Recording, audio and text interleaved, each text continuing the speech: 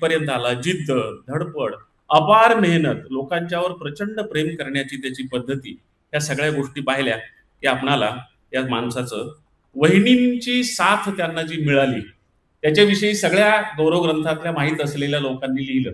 माझा काही फारसा तुमचा कौटुंबिक संबंध आला नाही म्हणून वहिनीविषयी फारशी माहिती नाही. पण गौरव ग्रंथातल्या सगळ्या लोकांनी लिहिले की बहिणींनी त्यांना फार चांगल्या पद्धतीनं सहकार्य केलं. कुटुंबियांच्या लेखांमध्ये बहिणीच्या लेखात गावातल्या त्यांच्या थोड्याशा व्यक्तिमत्वाचं वर्णन आलेलं आहे की त्यांचे वडील वारकरी होते आणि गावातल्या सगळ्या सप्त्याचं नीट संयोजन आयोजन करायचे. म्हणजे वडिलांचा सार्वजनिक कामाचा जो वसा होता तो त्यांच्या रक्तातून इकडे आलेला आहे, हे बहिणीच्या लेखावरून मला समजलं.